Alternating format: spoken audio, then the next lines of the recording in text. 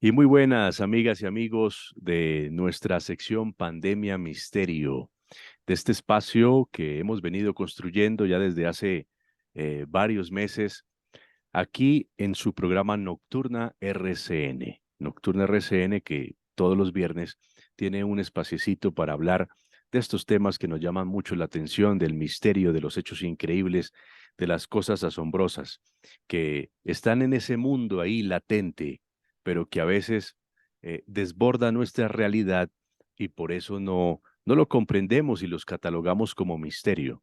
Pero lo cierto es que hay muchas cosas que se salen de lo normal, se convierten en esas cosas paranormales que tanto nos seducen y nos llaman la atención.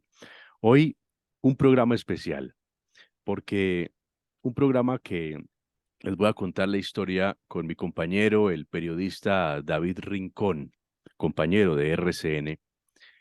Él me facilitó un libro que nunca pensé que existía. Quiero compartirles aquí, lo tengo en pantalla, las personas que están en nuestro canal de YouTube como Pandemia Misterio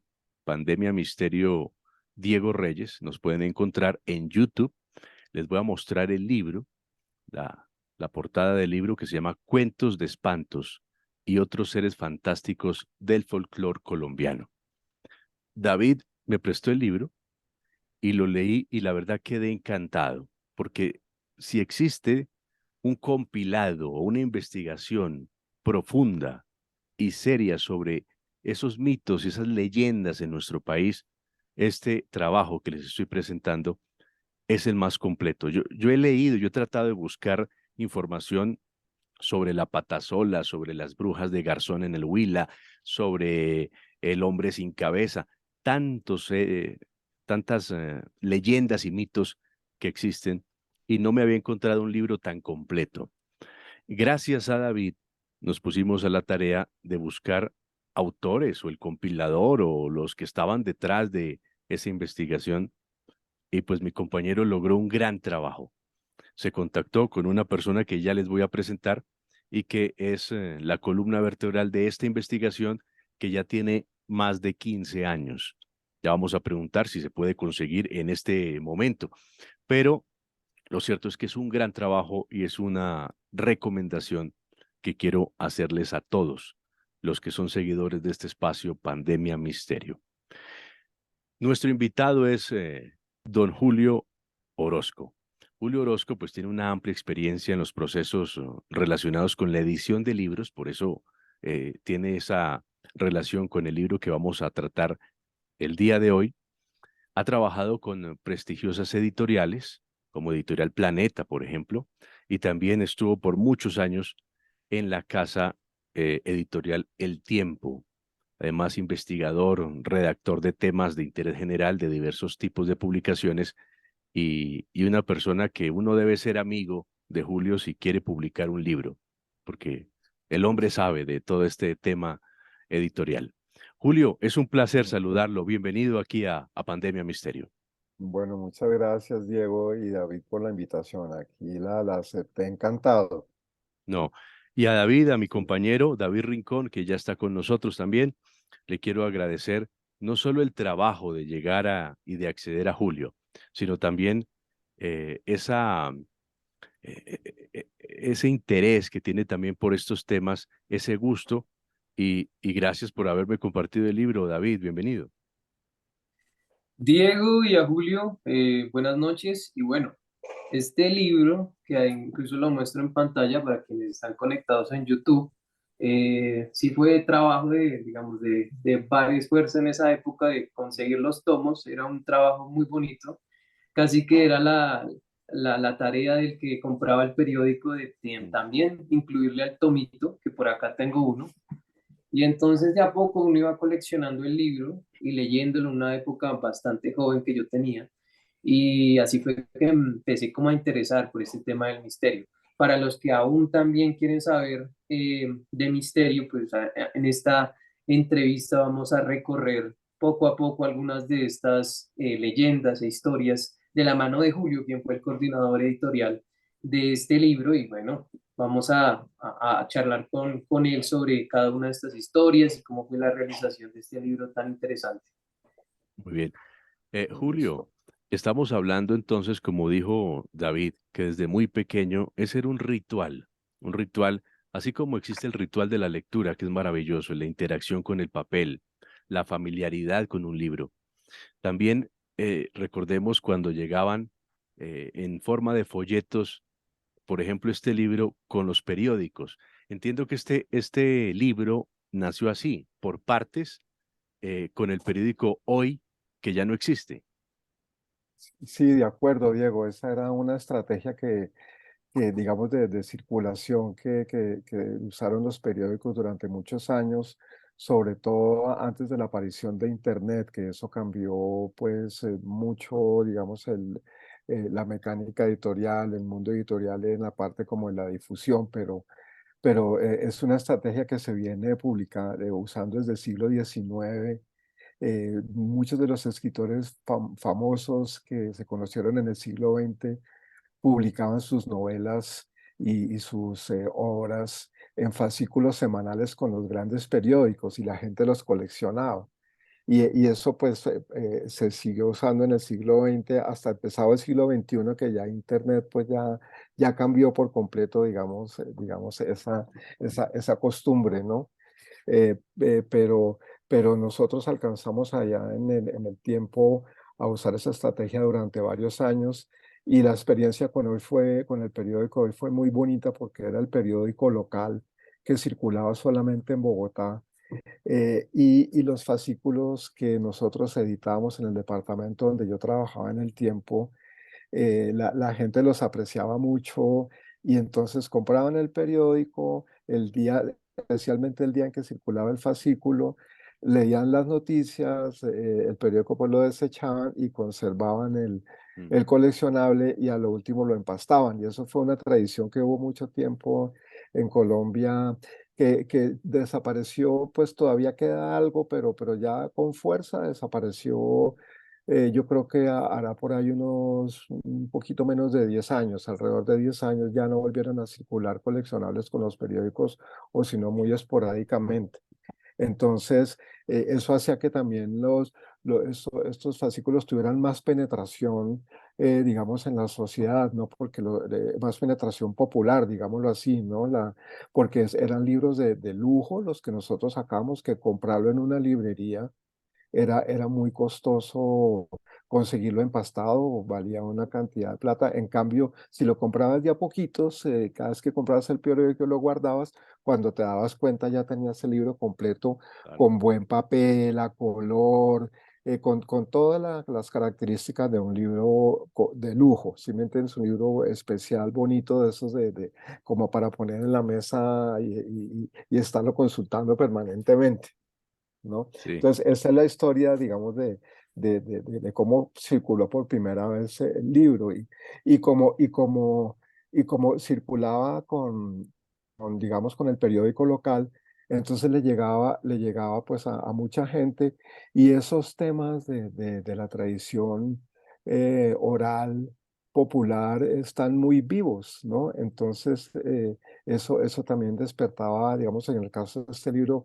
despertó pues, mucho interés porque todo el mundo tiene sus historias para aportar y las experiencias que han vivido como sus familiares o los mismos protagonistas en ese tema. Entonces, eso es lo que le ha dado también al libro como todo ese largo recorrido y ha sobrevivido a muchas cosas y ahí sigue todavía presente y combatiendo. ¿No? Sí. claro. En Bueno, las librerías se consigue también normalmente, en qué las bueno. librerías importantes, sí. Hay que buscarlo. Hay que buscar este libro. Ya vamos a dar Sí. todos los datos, el nombre. Y Mm, le voy a pedir el favor a bueno, David. Voy a preguntarle, a hacer un interrogante a Julio previo.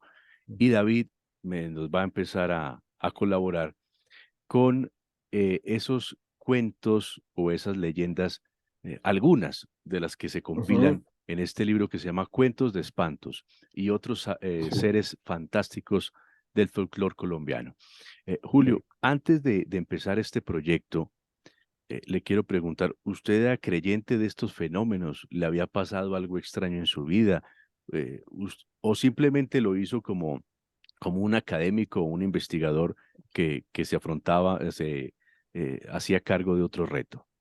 Pues yo lo hice, digamos, desde las dos, digamos, desde esas dos fuentes, ¿no? Digamos, como un interés como filológico, por así decirlo, de interés, pues, como en la tradición popular y en el folclore y todo eso, pero también como todo colombiano, pues, uno cuando se iba a las fincas que lo invitaban a uno los campesinos y las personas que vivían en el campo le contaban cuando era niño, le contaban cuentos de ese estilo, y uno de niño pues tiene mucha sensibilidad hacia esos temas y uno quedaba marcado, ¿no? Uno quedaba muchas veces pues aterrorizado y quedaba marcado por esos relatos y digamos, ellos allá en el campo tenían una gracia increíble para contarlos y también se lo contaban a uno, no, digamos, sin que estuviera ahí la televisión ni nada, sino por la noche, como con toda esa ambientación que da la noche, entonces se vuelve algo como inolvidable. Y bueno, y después uno crece y ya pues tiene otro tipo de acercamiento pues hacia la realidad pues más complejo como adulto, pero a uno nunca se le olvida el impacto que le causan esas historias cuando niño, cuando se las oía pues a los familiares, a las tías, a los abuelos, a los primos. Entonces y esas historias pues siempre han estado ahí, ¿no? Entonces la idea era darles un tratamiento, abordarlas ya no desde digamos, desde esa parte solamente como oral, sino darles un enfoque más, como más rico, ¿no? Entonces el interés fue mitad la experiencia que uno tiene con esas historias desde siempre por la tradición oral y la otra mitad ya un interés académico, como tú dices, ¿no? Un interés sobre todo como literario, porque hay todo un género literario que se desprende precisamente de la existencia de esas realidades paralelas, Ujú. ¿no? En todas las culturas del mundo y Claro, nosotros no somos la excepción, ¿no? claro. Entonces quisimos hacerle un homenaje, pues un estudio y un homenaje y un tratamiento con toda la altura estética e intelectual del caso a esas tradiciones orales que que tienen tanta riqueza, ¿no? David, David Rincón, periodista, compañero de esta casa.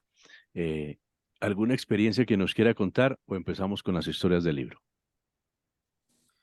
Pues yo he tenido siempre como el acercamiento con mi familia desde el campo. El campo siempre ha Ujú. estado ahí cerca, pues mi familia ha estado desde muy pequeños, me contaban historias respecto a criaturas y, por ejemplo, no sé, que caminaban por alguna parte del campo a medianoche y se les Quito. aparecía una especie de no sé, de bebé dorado, por ejemplo, y Ay, decían sí, que en ese momento tenían que orinarlo o algo por el estilo, porque era una especie de huaca o una Sí, especie de... Tenían que hacerlo o si no, les pasaba algo malo o no sé, no, esa es la manera para defenderse en ese momento. Eso era lo que me contaba, sí. recuerdo algo por el estilo. Y claro. particularmente, volviendo al libro, Julio me comentaba que era muy interesante leer la introducción del libro. Acá lo tengo Mm. para quienes estén en YouTube y para quienes puedan tener la oportunidad de también encontrar alguna versión física o digital. Y si me permite, Diego, voy a leer un párrafo del libro Adelante. y dice así: estos seres tienen vida. Los seres humanos se las hemos dado, pero al igual que sucede con nuestros hijos, estas creaciones se tornan independientes y crecen, se transforman, se multiplican, recorren nuestros pueblos.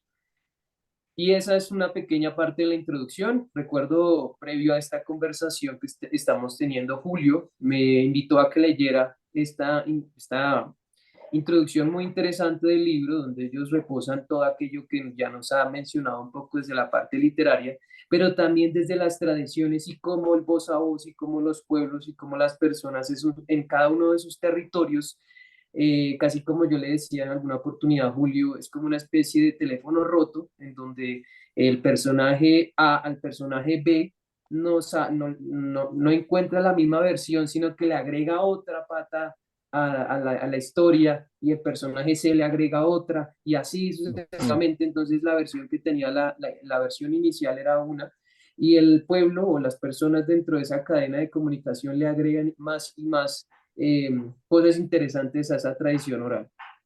Y sí, de pues acuerdo. eso era lo que quería comentar. Muy interesante esta introducción para quienes también quieran eh, dirigirse a esta inicio del libro de Cuentos de Espantos.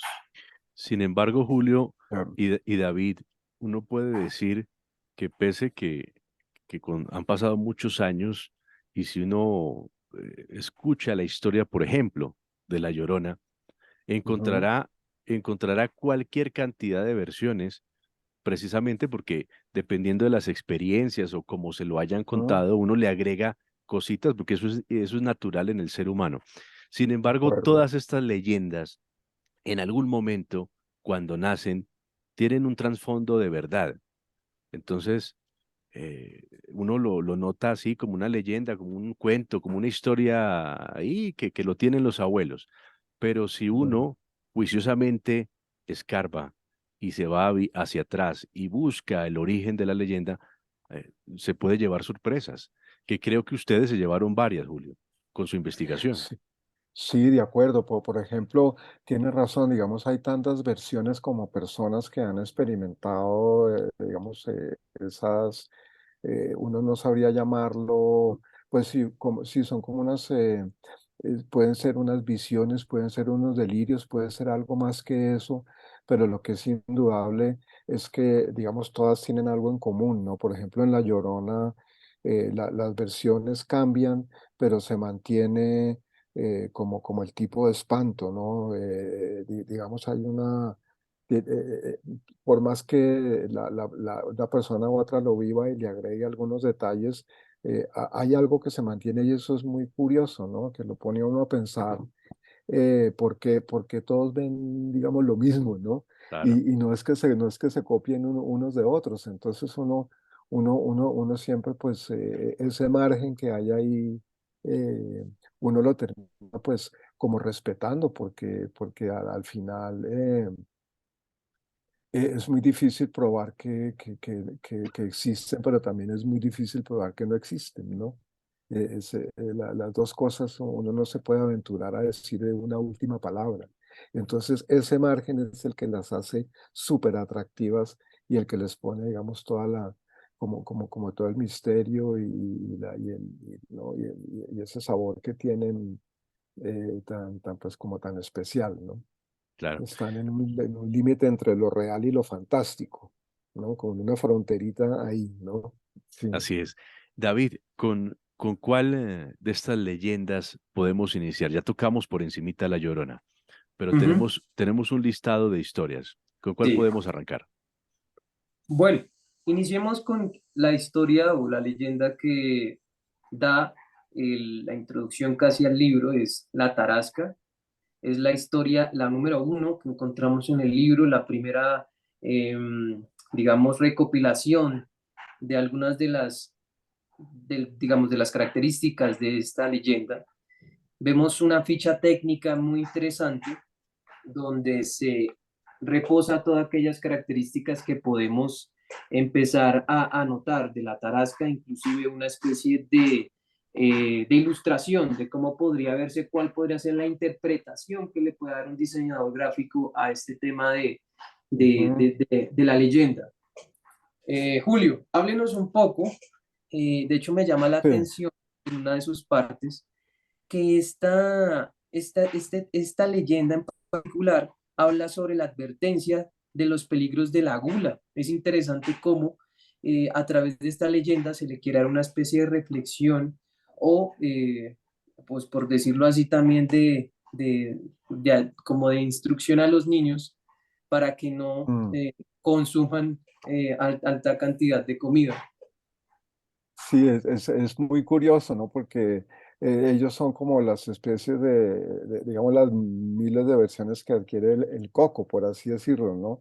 Y para educar en una época, pues se usaba ese tipo como de estrategias de asustar, ¿no? De asustar para advertir y prevenir y que no adoptaran, digamos, los niños como ciertos comportamientos, ¿no? Entonces, el recurso era como asustarlos y ya dependía digamos, de la imaginación de cada persona, cómo les presentaba ese monstruo para aterrorizarlos, ¿no?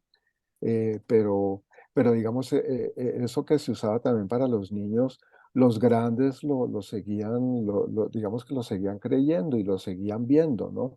Entonces, por ejemplo, algo que tiene muy en común muchos de esos espantos es, por ejemplo, para los borrachos, ¿me entiendes? Así como para los niños que comían mucho, les presentaban un monstruo como la tarasca a los que bebían mucho, digamos, en las fiestas del pueblo o que volvían, digamos, borrachos a la casa por el monte para que no, digamos, pues se les aparecían también estos monstruos y cuando ya se les había pasado, digamos, la borrachera, pues no les quedaban ganas de tomar supuestamente pues hasta la próxima borrachera.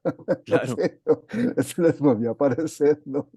hay No que sé tener, cuántas veces se les tenía que aparecer para que cambiaran, ¿no? Julio, hay que tener en cuenta Sí, que, por ejemplo, la tarasca es una especie como de dragón, ¿no? sí, Y si mal no estoy en la antigüedad o en la Biblia aparece, en algún momento aparece sí, como un corrector de conductas humanas. Y mire cómo es la vida. Lo trasladamos a la cultura popular colombiana y se vuelve una especie de corrector de una conducta como la gula para los niños. de Entonces, acuerdo. ¿cómo muta también la historia? En esencia es la misma, pero muta según la cultura y la tradición. Y mire, la tenemos aquí presente en nuestro país. Sí, seguro. Y otra cosa que es bien curiosa es que, digamos, muchos de esos monstruos y esos espíritus, digamos, están en todas las culturas, ¿no? Desde la más remota antigüedad. Uno mira el folclore y la tradición oral no sé, como tú decías, ¿no?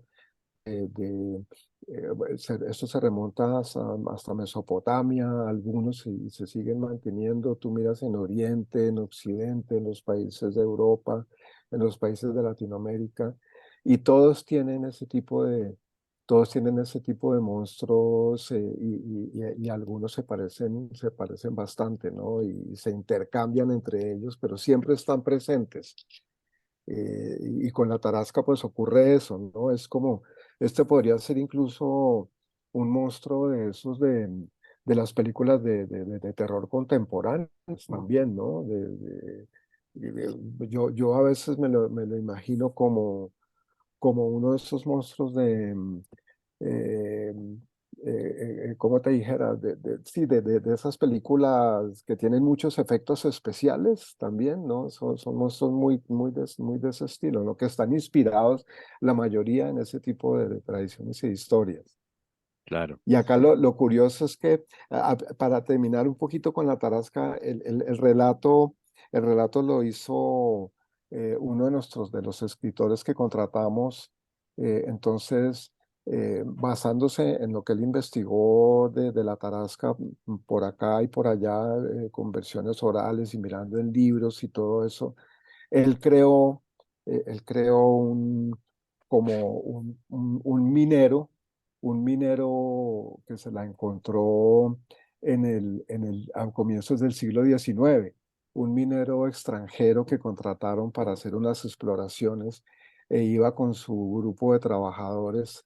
y entonces él escribiéndole una carta al vicepresidente de la República de Colombia en ese momento, informándole que abandonó la misión porque la tarasca atacó a uno de sus trabajadores. Y él al comienzo no le creía y se fue a ver qué era lo que había pasado y también se le apareció a él y la describe muy bien acá como fue el incidente y abandonó la misión por eso, porque no quiso seguir. No, sí, le pareció que era demasiado riesgoso seguir haciendo esa exploración porque le podía pasar algo a otros de sus trabajadores o a él mismo. Entonces ahí da las razones por las cuales abandona la investigación. ¿No? Claro. ¿Y De en hecho, dónde ocurrió el hecho? ¿En dónde ocurrió el hecho? Acá dice que fue, ya te digo, lo de la la, tarasca, eso fue algún lugar de la provincia de Mariquita. en Mariquita, sí, en Mariquita, porque es que, digamos, una de las características que tiene el libro, que me parece que es muy importante decirlo en este momento, es que el libro está concebido como, como el cuaderno de apuntes de un investigador de lo paranormal y de lo sobrenatural. Es como un bestiario, ¿no? Los bestiarios son esas colecciones de seres fantásticos que se hicieron muy conocidos en la Edad Media. Entonces, estaba el dibujo del ser fantástico y debajo estaba la descripción y por qué existía y en la Edad Media también tenían esa función, ¿no? Que eran como para educar, ¿no? Siempre tenían como una función educativa. Entonces lo que nosotros hicimos fue ponerles una ficha técnica que resume todo lo que se investigó del tipo de, digamos, de conductas que pretendía corregir, de las características físicas, las regiones donde aparecía y los contras, ¿no? Los contras para espantarlo o para neutralizarlo. Todo eso está en este cuadrito de la ficha técnica. Y Sí, al frente, acompañando la ilustración, y al frente, pues está el documento que tiene el testimonio de la persona que vivió la experiencia describiendo pues, en dónde, más o menos la época en que se escribió, quiénes fueron los protagonistas, y después hay unas pruebas, ¿no? Unas pruebas, digamos, o unas huellas que dejó el monstruo, o unas pruebas de la existencia de ese monstruo, que también son, pues, son creadas, pero que es para ponerle también como más, sí, como un poquito más de intriga y es otro recurso para tener al lector pues ahí encarretado, ¿no? Sí, Claro. y todo esto está ilustrado. Sí. David, Diego, pues a mí me gustaría como un trabajo de imaginación también para el oyente que nos escucha esta noche, que a través de las características físicas se imagine cómo podría ser la tarasca. Algo muy breve que dice esa característica es que tiene el cuerpo verde y alargado, parecido al de un reptil, boca ancha y dientes filosos. La cabeza de la tarasca carpanta, nativa de las montañas antioqueñas, se asemeja a la de una mujer de cabellos abundantes y desordenados. La tarasca común, propia de las planicies de Huila y Tolima, tiene, en cambio, la cabeza de un pez. Vea la diferencia entre una región y la otra, que la tarasca inclusive tiene esa distinción. claro, Sí, claro. Bueno, sí. Julio, hablemos de otro. Ya tocamos La Llorona, que tal vez es la leyenda más famosa, Ese, es Esa más es muy famosa. famosa, sí, eso está extendida por toda Latinoamérica. Y lo increíble es que en todas partes, digamos, sí tiene sus variantes y todo, pero es el mismo, digamos, es el mismo espíritu, ¿no? Es el mismo Sí. fantasma, es el Una mismo, sí, mujer que pierde sus hijos y vive errante y llorando la pérdida de sus hijos sí. y han pasado siglos y se sigue escuchando en los campos, en los caminos. Increíble, y es el canto y el aullido es algo muy desgarrador, muy desolador, muy angustioso. De eso, pues los que dicen que la han escuchado, pues quedan ahí marcados de por vida. ¿No? Sí, quedan No, marcados pues de por vida, imagínese. ¿no? Sí, 12 de la noche, así terminan de escuchar Pandemia Misterio. Se van para la casa y no, se vuelve uno sí, loco. Se vuelve uno Y lo Sí, loco. claro. ameniza con los llantos de la llorona. Sí, lo llantos de no, y el tema de los hijos y todo eso la hace todo lo hace muy angustioso y es muy siniestro también, ¿no? Claro. Sí, Hay otro que se llama La Bola de Fuego. La Bola de Fuego. sí. No sé si David nos quiere hacer una introducción a esa leyenda. Pues algunos de los poderes que dice ahí en su ficha técnica, tiene la fuerza y el poder de destrucción del fuego. Se transforma en una mujer bella y seductora para atacar a sus víctimas, que son por lo general los borrachos, los caminantes solitarios, los esposos infieles y los enamorados que andan en malos pasos. Otra forma que adopta es la de una anciana mujer con tentáculos que llevan 3 antorchas encendidas. Es un Ese- poco es- la descripción de la ola de fuego. Esta debe ser muy buena amiga de las esposas. No, pues claro, todos son aliados de las esposas, la mayoría. No, y esa bola de fuego en los llanos hay muchas, digamos, hay gente que yo estuve en una finca en los llanos una vez y uno de los vecinos que ellos me la contaba, pero mejor dicho, como si realmente existiera, ¿no? No, uno no sentía que le estuvieran echando un cuento ni nada, sino como que la tenía documentada, la había visto. Como rodando en el horizonte, ¿no? Entonces uno no sabe si era pues un fenómeno natural, de pronto algún fenómeno físico que se produce en la atmósfera o algo así, pero también pues adquiere todas estas formas, ¿no? Entonces es un espanto muy particular porque pues es una bola de fuego rodante, ¿no? Ujú. También, Claro. ¿no? No, y historias y leyendas de bolas de fuego hay las que uno quiere encontrar. Hay Sí, muchísimas, hay las que muchísimas. uno queda, empezando porque, digamos, la gente que en la Edad Media veía los cometas surcar el cielo, eran como unas bolas como de fuego que surcaban así el firmamento y, y la gente tenía una superstición tremenda con los cometas porque los pensaban que anunciaban pues desgracias, ¿no? Y eran como de mal agüero Así es. cuando... Y, y por ejemplo, ahora que estamos saliendo por fin, pues yo digo, por fin de una pandemia que Mm, nos cogió pues muy algunos desprevenidos y nos afectó, nos es- cambió tanto la vida. sí. Eh, el libro, por ejemplo, hay un libro que me leí durante la pandemia que habla de ese fenómeno, se llama El diario del año de la peste, de Ah, Defoe. sí, Defoe, Daniel Defoe, sí. Sí, y ahí él habla cómo en Londres se escandalizó la Londres de esa época, Ujú, porque pasaron varios cometas y a los pocos días sí, empezó la peste.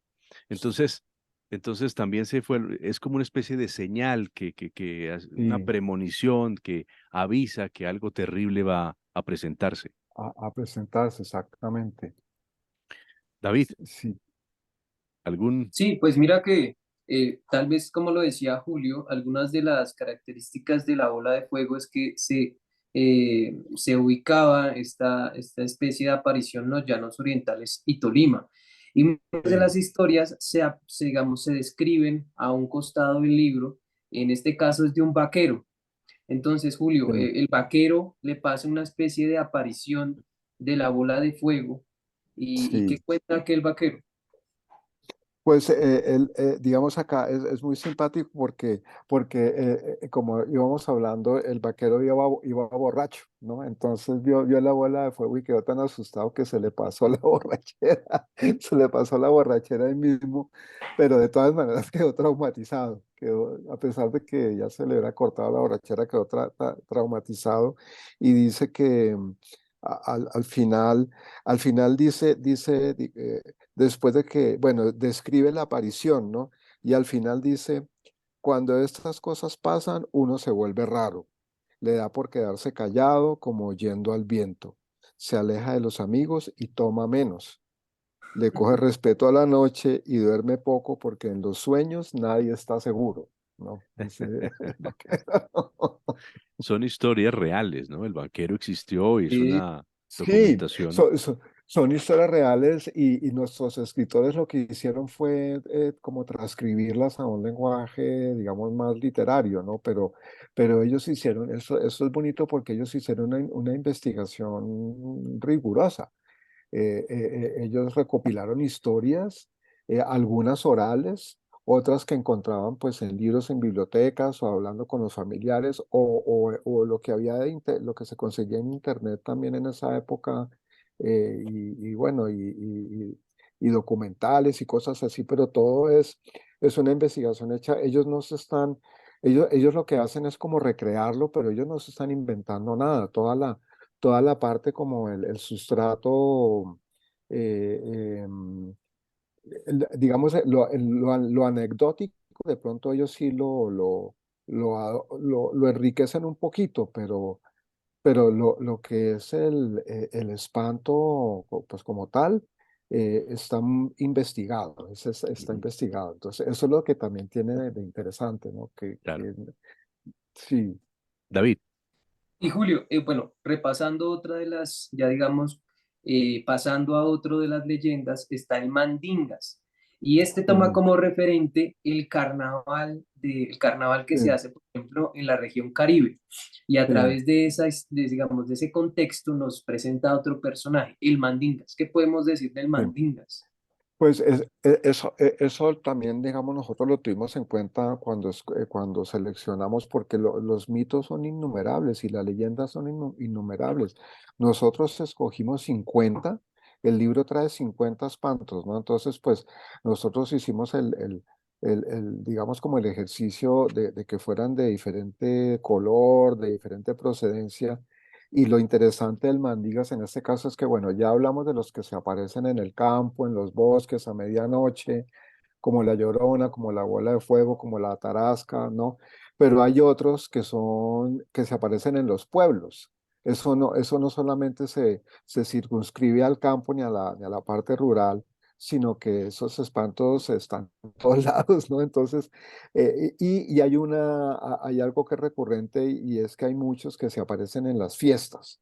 Entonces está la gente de rumba y de pronto llega un personaje raro allí como a perturbar la rumba, a conquistar a las mujeres, a retar a los hombres a pelear y nadie sabe de dónde salió. Entonces, este es el caso como del Mandingas, ¿no? Entonces acá la historia aquí del Mandingas es que estaban así como en el festival pues en el Carnaval de Barranquilla, nada menos, ¿no? En una celebración y apareció la ilustración que acompaña a esta leyenda es muy buena. A mí me encanta porque tiene mucha picardía, ¿no? Es como es como una especie de dandy de pueblo, ¿no? Ujú. Como un dandy de pueblo ahí, como todo con su sombrero y tal, y es súper bien plantado y atractivo y seductor. Pero nadie se da cuenta de los pies, que los pies pues son como la pezuña del diablo, ¿no? Son pezuñas de demonio. Lo que tiene, no lleva las botas tejanas, sino las pezuñas de demonio. Entonces se aparece y saca a bailar a la protagonista que se acaba de casar, porque creo que era la fiesta del matrimonio, y después reta al recién casado porque el recién casado era tamborero, lo reta a que toquen tambor a ver quién toca mejor el tambor. Y apenas el tipo, el desconocido empieza a tocar el tambor, pues todo el mundo queda como paralizado, todo el mundo queda como hechizado y, y al final todo el mundo se da cuenta que es imposible, digamos el tamborero que es muy experto se da cuenta que es imposible tocar mejor el tambor que el que acaba de aparecer, ¿no? Y es algo como muy típico de allá, digamos también de los músicos en el campo, que ellos se retan a hacer coplas, se retan a ver quién toca mejor. Guarda similitudes con Francisco el Hombre, ¿no? Que era Eso.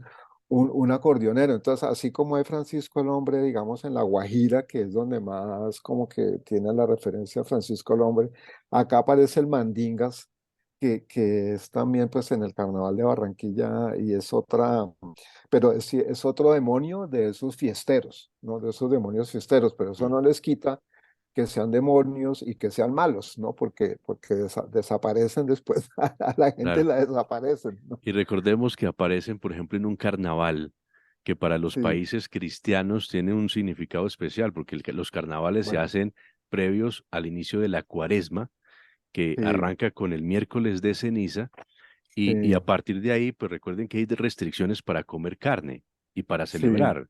Entonces, tienes por toda eso la razón. carnaval, y la carne vale. Entonces Ah, era ok, un momento en el que uno se desbocaba a comer, a sí, bailar, a hacer todo lo sí, que era mal sí. visto por la iglesia. Y bueno, aparecen también estos seres en esos momentos en los que se desborda la emoción humana. Sí, está Bueno, muy buena la punta del carnaval, Diego, porque eso responde también mucho a esa tradición cristiana, ¿no? Y bueno, sí. eh, David, entonces hay otra leyenda que se llama el ánima sola. El ánima Sí, sola. ¿Qué, qué podemos decir? déjame primero busco la página que estaba, Es, y quería decir está algo más en la de 54. quería decir Dime. algo más sobre el Mandingas, y es que me llama la atención, no sé si esté de acuerdo Julio, que muchas de las apariciones, por ejemplo, de esta en particular, es que se considera un hombre entre nosotros como, bueno, él de hecho le gusta habitar entre los humanos, dice así, la localización del Mandingas. Sí. Y no sé si esté de acuerdo un poco que entre esas apariciones se confunda un poco esa actitud de los seres humanos como que dentro de ellos tenga una especie de criatura, de bestia, de diablo, que quieran de pronto mm. mostrar en otra faceta que pueda tener el ser humano. Sí, no, yo estoy de acuerdo. De pronto, muchos de esos espíritus o esos personajes o esas entidades, para ser como más exacto, pueden corresponder a desdoblamientos de la personalidad, ¿no? Que tenemos todos de pronto. Y en el carnaval, como anotaba Diego, la gente se desdobla, ¿no? La gente se toma, hay licencia para digamos, para convertirnos en demonios, si es el caso, ¿no? Entonces, tienes toda la razón, David, puede obedecer a eso perfectamente. Listo, Julio. Sí, Y bueno, de acuerdo. Y ahora vamos a hablar de el ánima sola, como decía Diego. Algunos de sus poderes, dice así, o más bien sus características físicas, que el ánima sola dice ser una joven mujer de cabellos largos y negros, lleva un vestido blanco que deja sus hombros al descubierto, sus brazos están encadenados simbolizando su condena y siempre los trae en alto, aparece envuelta en las llamas del purgatorio. Es sí. una luz azul, dice que con una luz azul señala a los guaqueros el sitio donde están enterradas y Ujú. ayuda a encontrarlo, objetos perdidos y a superar los trances difíciles, así como protegerse del mal de ojo. Vea el mal de ojo, qué interesante, Julio. Sí, No sé si puede hablar de dos cosas que me llaman la atención. Acá en nuestro país se habla mucho de las huacas. Entonces, sí, ¿qué podemos decir de eso? Porque mi abuelito también contaba eso y que inclusive la huaca puede tener dos características y es que le trae una riqueza monetaria, pero es una especie de maldición. de maldición. Sí, eso es lo que yo también he oído de las huacas, digamos también, claro, a los mayores así desde la familia, a la gente que ha vivido mucho en el campo, los que tenían fincas, y tiene mucho sentido porque la huaquería, digamos, pues como había tantos entierros indígenas y en los entierros indígenas había tantas riquezas, y si era un personaje importante, lo enterraban con piezas de oro y todo eso. Entonces, y esas creencias, por ejemplo, aquí también hablan de los animeros, que son uno de los protagonistas de esta historia es un animero, ¿no? que son unos personajes que andan como abogando por los espíritus que no encuentran la paz, ¿no? Y le piden a la gente que por favor recen por ellos, a ver si definitivamente ya pueden descansar en paz porque están por ahí volando, pues todavía están en una especie como de limbo, ¿no? Como de territorio ahí intermedio. eh, y, y- pero pero las huacas yo creo que también eso de tener alguna, yo no lo he investigado por mi cuenta, pero yo me imagino que una conexión también como con los indígenas, porque es que antes de que llegaran los conquistadores, esto estaba totalmente poblado de indígenas y llevaban siglos y siglos y siglos, algunos miles de años antes de que llegaran los conquistadores, y hay todos los entierros que tú quieras, ¿sí me entiendes? Entonces, esa era en parte una superstición, pero en parte, no sé, de pronto había como algo, algunas energías que ¿sí entiendes? Que encontraban. Y lo de la maldición, fíjate que es bien curioso porque eso no solamente nos pasa acá, sino que la huaca más famosa, yo creo que del mundo en los últimos 150 años es la de Tutankamón, ¿no? Porque Ujú. los que encontraron ese tesoro se murieron todos, o sea, les pasó de todo. Uno se muere, casi todos los que estuvieron en esa, digamos, como en esa expedición y en esa investigación, casi todos tuvieron muertes inexplicables, absurdas, accidentales, ¿no? Y fíjate cómo lo de la huaca, ahí está como esa estructura de lo que es una huaca, ¿no? Que al mismo tiempo es una suerte impresionante y al mismo tiempo es una maldición. Y eso se aplica pues a pequeña escala también por acá, ¿no? Claro. Bueno, Sí, David y Julio, no, y muy interesante el símil sobre ese mm, descubrimiento de la tumba de sí, Tutankamón, porque sí. efectivamente hasta el perro de Howard Carter Hasta falleció. el perro, sí, hasta, Sí. hasta el perro y el canario, me parece, es que es una cosa increíble, ¿no? Y eso sí, esa es la guaca más tremenda de todas. Sí. David, nos queda tiempo para una última historia.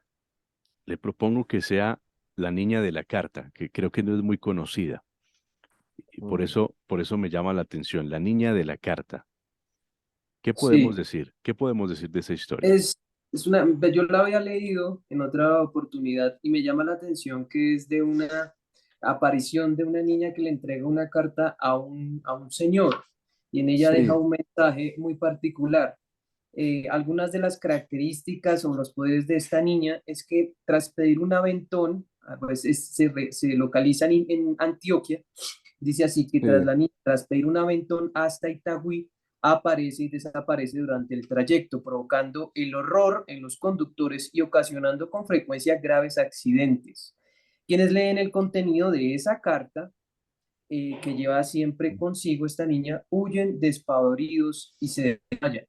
¿Qué podríamos decir de esta carta, Julio? ¿Por qué es tan tenebrosa y provoca lo que provoca en las personas, en los lectores de esta carta? Sí. A mí me llama mucho la atención y me parece una historia especialmente desgarradora que involucra, digamos, este tema que ya ha salido tanto a la luz y que por fin lo están, digamos, ventilando y desenmascarando abiertamente, que es el tema, digamos, del abuso infantil, ¿no? Porque imagínate que esa niña de la carta ella la violaron y después la mataron, y era una niña como de 9 años. Entonces, ese tipo de cosas antes de pronto pasaban y no tenían tanta publicidad, no se sabían, se mantenían en secreto, no se conocían de pronto porque los medios de comunicación no habían evolucionado tanto. Entonces, de pronto salían como en forma de fantasmas, ¿me entiendes? Sí, y era porque la niña, lo que ella tiene es un reclamo terrible por lo que le pasó, ¿no? Y el fantasma tiene una, tiene, Sí, tiene una Luis. herida en el cuello, ¿no? La degollaron después de violarla. Ujú. Y ella anda con esa carta contando qué fue lo que pasó y el contenido de la carta es el abuso que sufrió, ¿no? Y es una cosa muy desgarradora, ¿no? Y acá se aparece en una sesión de espiritismo, ¿no? La niña de la carta. Aquí pues en la Y situación que nosotros está creemos. vestida como con bueno, es el atuendo de la primera comunión, ¿no? Eso lo hace todavía más terrible, ¿me entiendes? Mm. Y, Que tiene el traje de su primera comunión y lo que le pasó fue, o sea, horrendo, ¿no? Sí, pesadillesco, horrendo. Sí, Pues esto es un recorrido nos podríamos quedar toda la noche y días hablando de esos sí, mitos y esas tradiciones que tiene nuestro sí, país y que compartimos también con muchos países de América Latina y de otras partes del sí, mundo. del mundo, de acuerdo. Pero para mí ha sido un ejercicio maravilloso que les agradezco y los invito a que las personas que nos están viendo y nos están escuchando vayan al canal Pandemia Misterio Diego Reyes y en los comentarios nos pueden, si quieren, escribir sus experiencias o qué opinan de todas estas leyendas. En Sí. YouTube, Pandemia Misterio Diego Reyes. Y a nuestro Bueno, listo. invitado, Julio Orozco, ha sido un placer, Julio, encontrarlo. Usted era un misterio también, porque no lo encontramos por ningún lado. No, me encanta pues, venir a formar parte ahí de uno de esos personajes, ¿no? Pero hemos llegado a usted y ha sido una velada maravillosa, ha sido un Sí. placer conocerlo a través de ese trabajo maravilloso de ese libro y ahora conocerlo en persona a través de esta tecnología. Le No, agradezco muchas inmensamente. gracias a ustedes, sí. Bueno, sí, ya no, yo quería aprovechar ahí para mandarle, voy a hacer lo que hacen también así como los ciclistas y los músicos, que quería mandarle un saludo a toda mi familia, ¿no? Mis hermanas, a mi esposa, a mi hijo, todavía es que estaba ayer de cumpleaños. Entonces, me gusta pues que el trabajo que uno hace pues tenga también este tipo de divulgación, me parece bonito, ¿no? Y a mi compañera pues Patricia y a Marcela, que es una persona muy cercana a la familia que no me perdonaba si no la saludaba. Julio, un Y, a- abrazo. y a- y, bueno, lo mismo, lo mismo. Muchas gracias de verdad por darle todavía más gasolina a este librito que de verdad se volvió un libro de culto, como muy bien lo sabe David. Entonces, pues, chévere que sigan todavía sobreviviendo. David, ¿con qué quiere terminar? Y muchas gracias por la colaboración. bueno, a usted, Diego, y a Julio, pues gracias por acompañarnos y por asistir a esta conversación que nos convoca en hablar un poco sobre nuestras tradiciones en este bestiario, en estas historias, en esta recopilación de cuentos muy interesante. Yo creo que más que el hablar con usted es que las personas a través de esta conversación, a través del libro, de revivir de nuevo las historias, las nuevas generaciones se enriquezcan esta clase de literatura y de personas que de pronto se pregunten un poco más. Esta es una buena lectura para que pues descubran otro tipo de cosas que pasan en nuestro país alrededor del misterio. Perfecto. Listo, Un perfecto. abrazo gigante para los dos y muchas gracias por haber estado aquí. Bueno, muchas gracias, Diego y David, de nuevo. Bueno, entonces hasta la próxima. Feliz noche. Bueno, es lo mismo. Feliz noche. Chao.